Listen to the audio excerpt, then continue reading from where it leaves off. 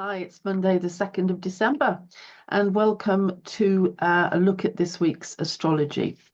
Okay, so I'm going to share charts straight away, and we will be able to then look at what I am talking about. There we go. Hope you've got that.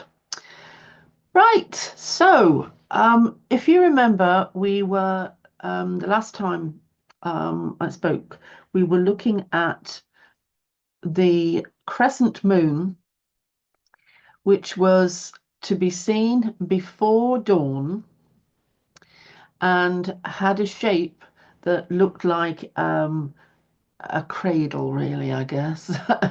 But it was um, in one particular direction. Now, the problem with Zoom is that when I do something, it mirrors to you, and I'm not quite sure. But anyway, we were looking at a crescent moon that was in that, and I showed you a lovely photograph that I'd taken with that beautiful blue. Okay, so if you haven't seen that photograph yet, go back to the last week's videos, and I think it was about Thursday, something like that. Anyway, what's happened now is the moon, which was on this side, went towards the sun, conjuncted the sun. We had the new moon, and the moon has since traveled on and is just about to come out of Sagittarius. The reason I've wanted to explain all that was because I'm just going to stop sharing again because I actually have started to talk about this first. So I'm actually going to put on a photograph that I didn't take today, unfortunately, because we have full cloud cover and it's raining. But had I been able to take the photograph of the emerging moon tonight, then it would have looked like this. This is one, like they say on cookery programs, this is one I prepared earlier. And I shot it last year. Okay, the crescent, as you can see, is on the other side. And I took this in the evening, not the morning. And so just a few days means that the moon ceases to be an evening apparition or a morning apparition and changes, if you see what I mean. So it's from a morning apparition, it changes to an evening display. And just a few days later, and I just think that is so remarkable. I think it's just lovely that you see it there. Okay, it's in the morning, and now it's gone, and then it's in the evening, and here it is again, but the light's on a different side. It's just so awesome. Anyway, if I hope you can see this clearly. If you could see this clearly, then you would notice that we have a shadow over the full moon shape. So the moon, of course, is a sphere. So we look at a disk, and you can see that disk. What's happening there is that is called earth shine. The earth is reflecting light from the sun back to the moon. And so we get a little bit of perspective, a little bit of shine, which just changes it from the background. Anyway, there is a tree in the way here, unfortunately. This is why you've got this little bit of stuff here. But there is that sliver of light.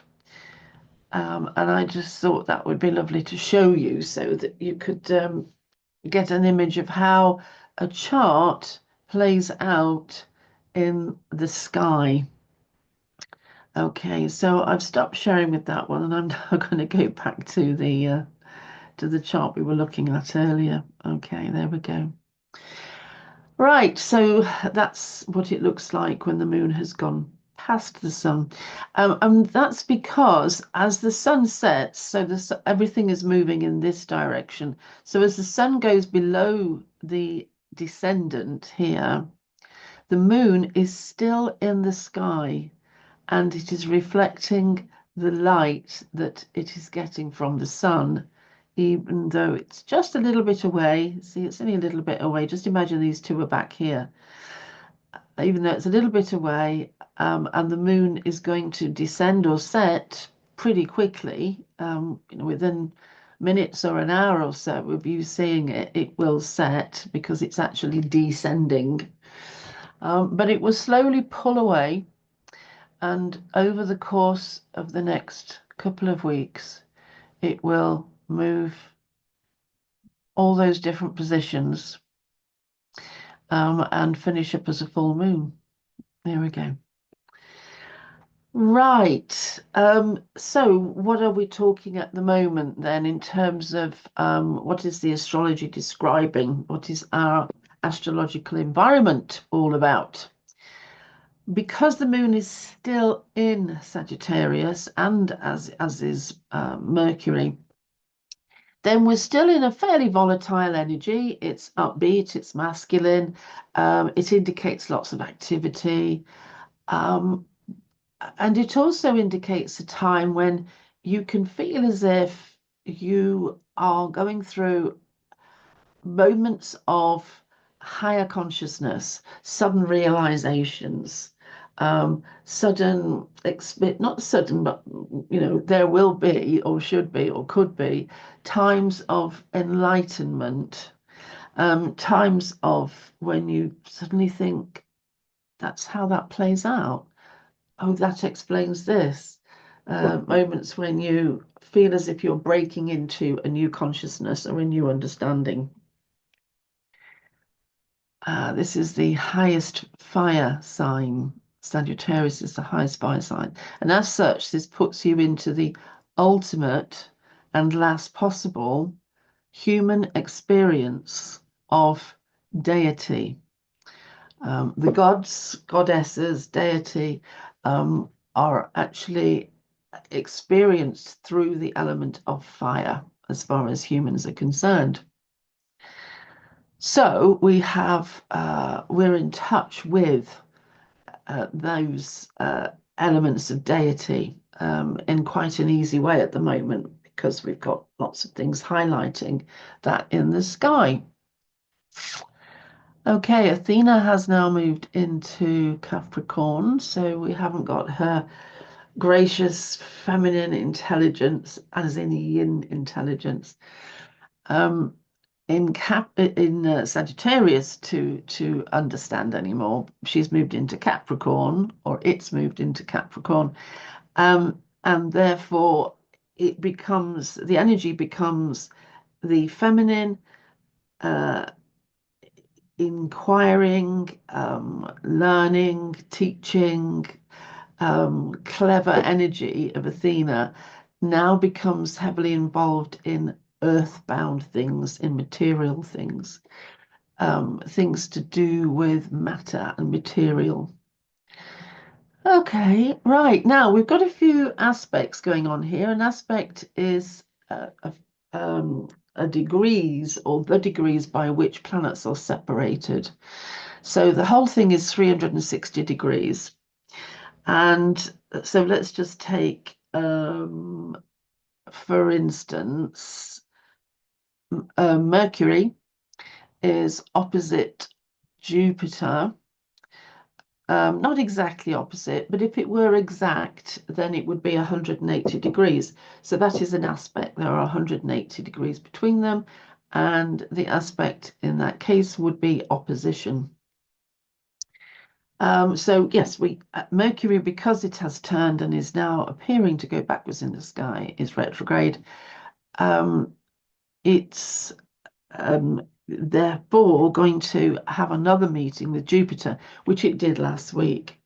And so this means that because this sort of stays live, this aspect, and it's going to continue on for a few more days yet until Mercury gets to 16 and then below. We continue really with the same atmosphere of enlightenment, realization, precognition, maybe, a time when we can access original beliefs or ways of seeing the world and concepts, that kind of thing. it's all quite vibrant and quite easy for you to grab a hold of now. It wouldn't be difficult for you to have a little session where you're thinking deeply about something and making sense of it for the first time, that kind of thing. Okay, so moving on to another aspect then, or another relationship between two planets. The Sun is at 11 degrees of Sagittarius, and Saturn is at 12, almost 13 degrees of Pisces. This is going to gain in strength over the next couple of days, and it's called Sun square Saturn.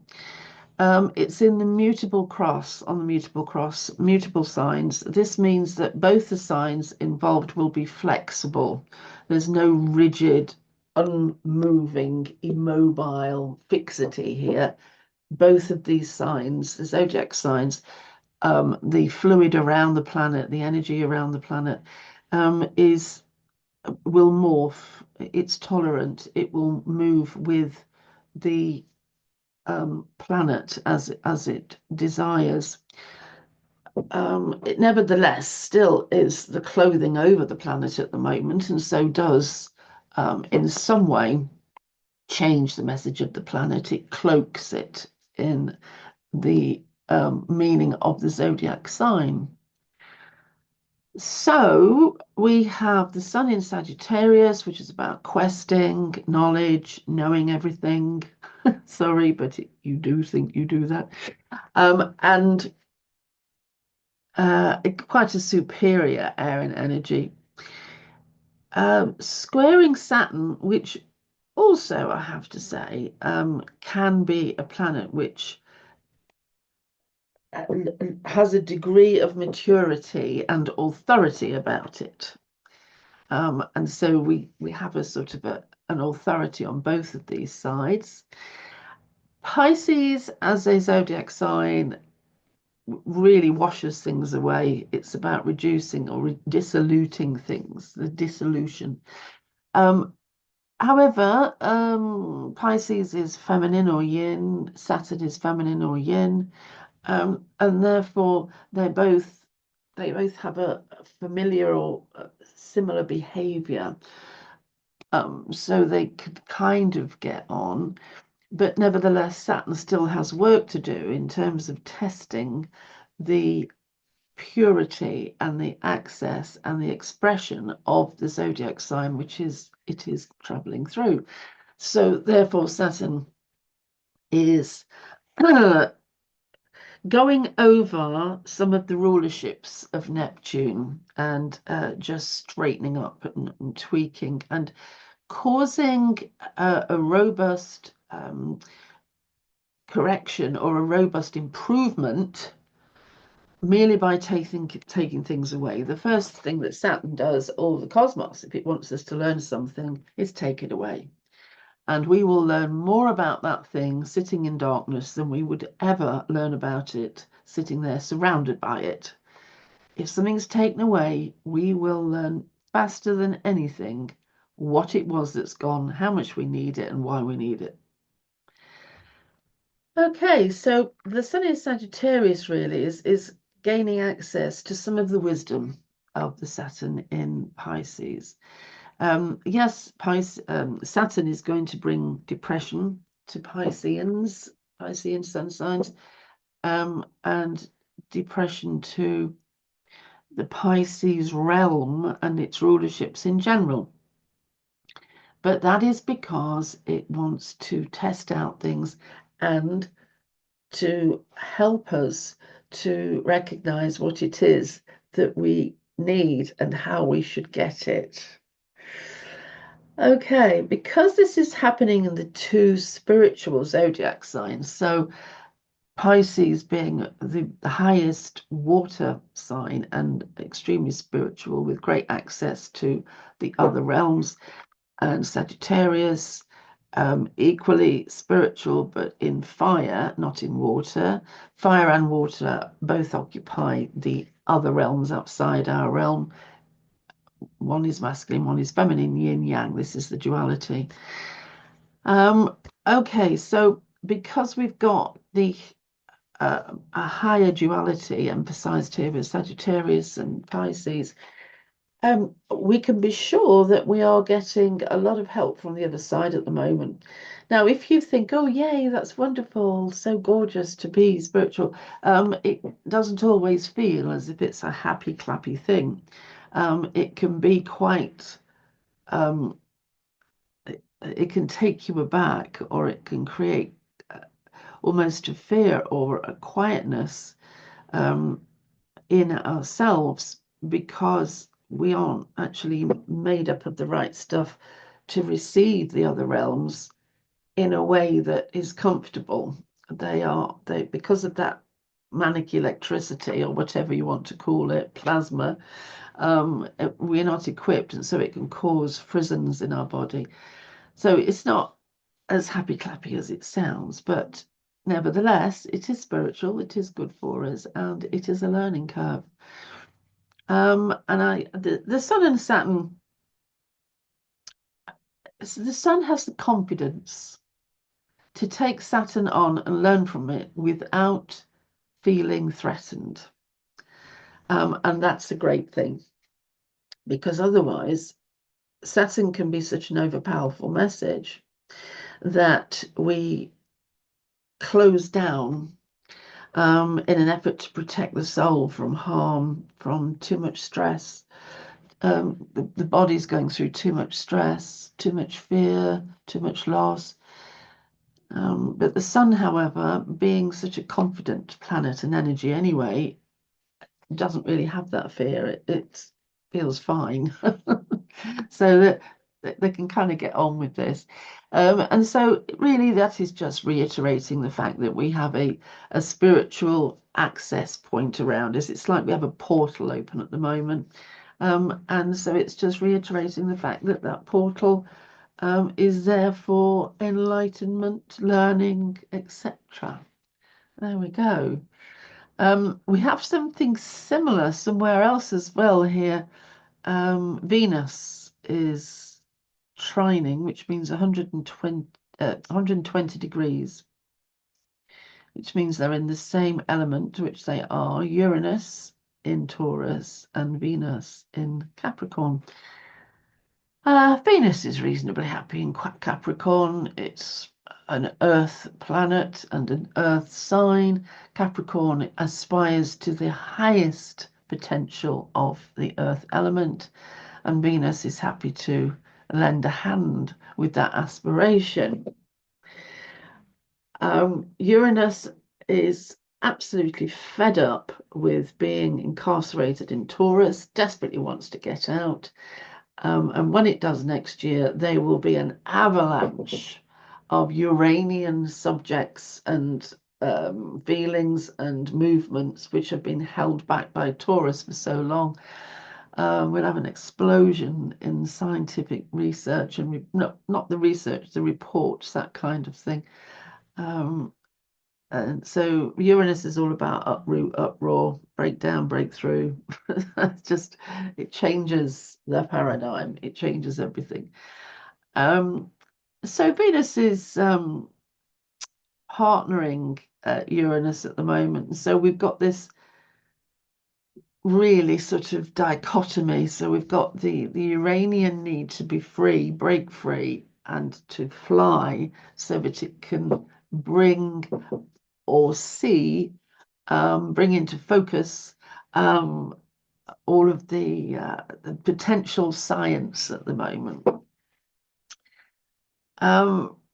Okay, it's a good thing because it's in Earth, because what will be happening is genuinely, unbeknownst to us, science is making ground. What this is saying is that we're getting the results. Now, we haven't heard those results and we won't get them yet because they will be jealously guarded. However, what it's telling me is there are scientific breakthroughs happening, and they are the type of thing that we would like to embrace. And it's all going according to plod, the plan. Not too fast, but steady. There we go. Right. I think I better stop there actually because we're going to, it's going on too long. Let me just stop the share. Okay, so just from those three or four aspects, just from a little bit that we've looked at today, the summary is quite a pleasant one in terms of there is an encouragement to expand, an encouragement to explore, an encouragement to consider spiritual, immaterial, incorporeal things. And there should be, because there's quite a lot of maximum masculine fire around, there should be a buoyant type of energy, one that doesn't feel too heavy. Well, let's hope that's the case for you. If it's not, then there are a number of things that, could be could explain that. You could have transits to planets in your own chart, which are causing that kind of problem. So it's but hopefully you are picking up on some of this gracious and benevolent energy. Then do remember that I do readings, and I'm very happy to take and have a reading with you and take the opportunity to get to know you and learn some of your stuff and exchange ideas with you, and give the astrological advice, which I hope would be helpful. It always has been so far, 100% success and happiness with clients, so that's quite good. Been doing it 30 years, so it should be. I should have given up long ago and become a barmaid if I was no good at it. But anyway, hopefully it'd be nice to see you. I'm not too full at the moment, but when it gets to January, the sky opens and everybody thinks, "Oh, January, I want to know about my new year." So I do get kind of busy then. But anyway, so it'd be lovely to hear from you whenever. Maybe you get a Christmas present as a reading or something, and then you'll have to fit it in January.